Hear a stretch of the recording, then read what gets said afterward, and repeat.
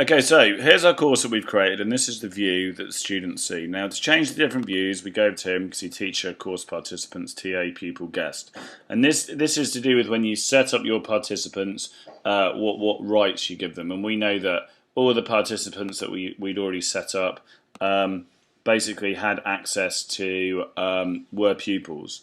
So I'm going to look at it as a teacher, because this is what I will see. Okay, and on the dashboard we can see there's a few things which appear in here. The first thing I like to have on my dashboard is bulletins. So I regularly update these with bulletins which the students can see, telling them about course content or deadlines. So in this section you can put things like what the course deadlines are for the year, important information that you want them to see, reminders about homework, etc., etc. And this will be one of the first things they see. So to add a bulletin, you click Add Bulletin, give it a title.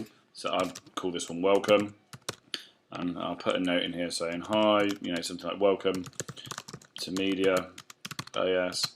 If you need to contact me, please use my email.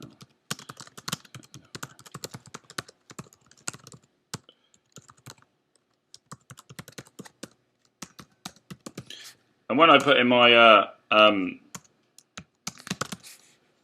my message, and I've separated it out, I can format this the same as I use on Word. So in here we've got font, the type of font we want to use. In here we've got the size. In here we've got colour.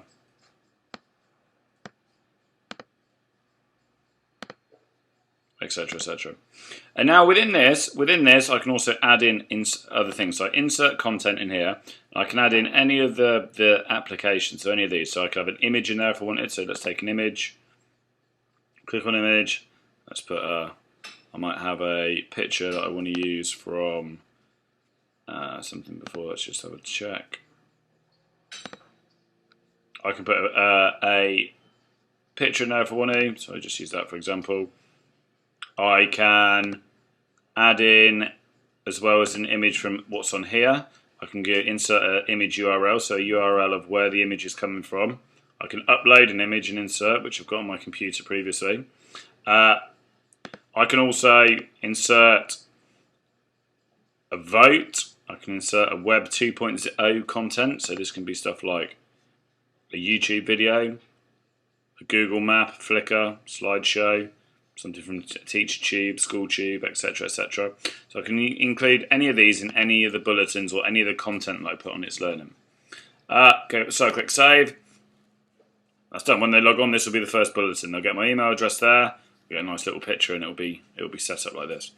The other few things on here that you need to know about, okay, are follow-up tasks. Now, follow-up tasks basically are to do with content that we set up over here. So when we go to that, I'll explain it to that later. And events are also included in any content that we set up in our folders. So these will appear here. So that's the dashboard. You can change all the colours of this if you want by clicking there. Okay, you can change the layout. Okay, you can have 2 columns, wide left, etc., etc. So I might want to go for 2 columns now. I might want to change that to be a wide left column. So that's bigger, that's smaller. And I can add all the other content blocks which I just talked about previously. So that's basically the dashboard. The other important thing that you've got in here is I'm going to explain status and follow-up once I've set up some assignments, and I'm going to explain groups once I've set up some assignments. But the other important thing we've got in here is participants. Now I did talk about this earlier, but the good thing about this in here is if I want to message my participants and send them a reminder, I need to go to participants and go send message.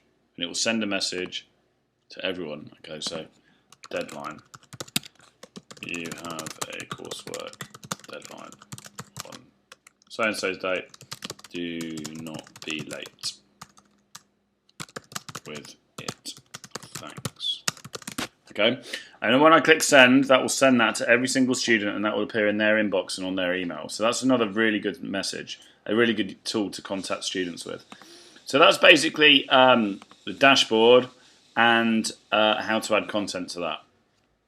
In the next tutorial, what I'm going to do is I'm going to go through setting up an assignment, setting up folders, setting up an assignment, and how do you create an assignment and a course content for students to access.